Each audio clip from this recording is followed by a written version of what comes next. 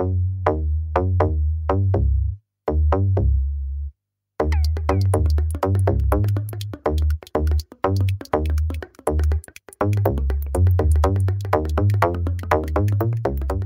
són unes jornades que s'organitzen cada any al CCCB. Són una mena d'espai per reflexionar sobre el canvi de paradigma. Quin canvi de paradigma? Doncs el trànsit del present cap al futur. En aquesta edició els protagonistes seran les xarxes complexes, la cultura mòbil i la massa crítica i com evoluciona tot plegat. El que no pots perdre't de cap de les maneres és el taller que impartirà l'Alberto Tognazzi sobre aplicacions mòbils i videoclips.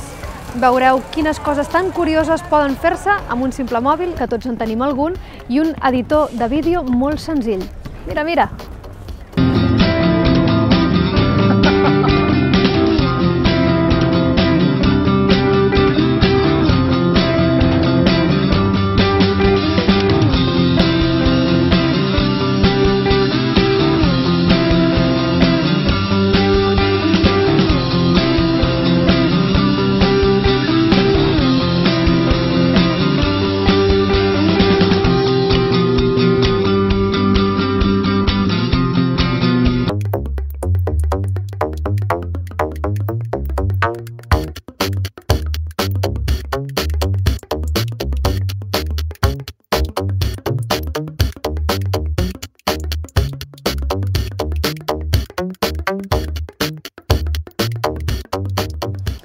Has pensat com serien les versions modernes de contes com La Ventafocs, el Blancaneus o La Bella Dorment?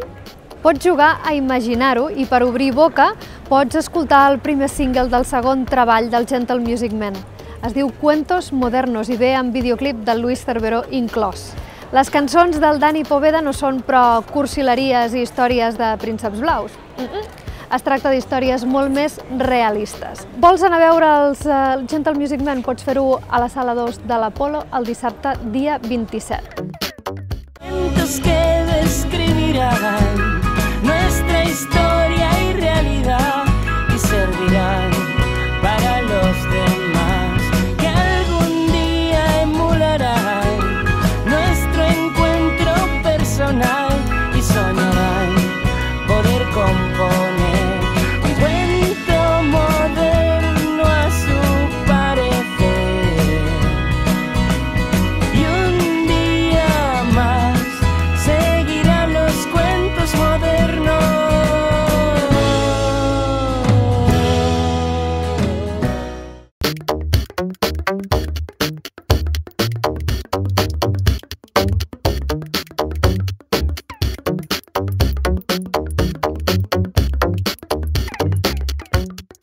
Andrew Bush va passar-se tota la dècada dels 90 fotografiant a tots els conductors que li passaven pel costat. Sí, literalment pel costat, perquè tenia instal·lada en el seient del copilot una càmera de fotografia analògica. Per fer les fotos seguia sempre la mateixa tècnica.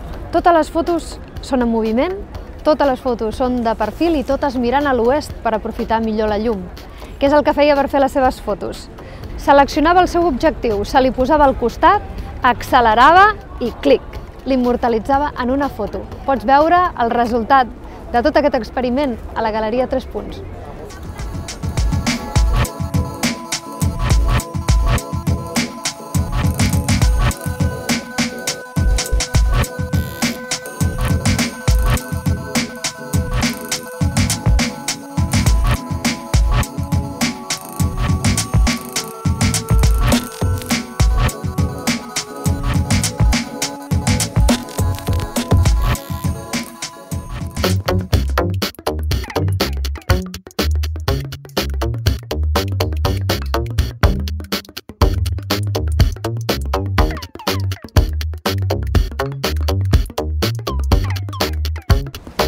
Si és dimarts i no saps què fer, pots fer una cosa que és un clàssic de Barcelona, que és anar al Verdi Park a veure una de les sessions del cine ambigu.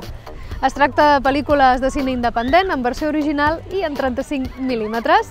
La pel·lícula que et recomanem aquesta setmana es diu A l'oest de Pluton i és l'òpera prima d'uns joves canadencs. La pel·lícula explica la història de les relacions entre un grup d'adolescents i les seves dèries que van des del Ben Affleck fins a la desaparició del planeta Plutó. El que més ens ha agradat són les interpretacions espontànies dels seus protagonistes.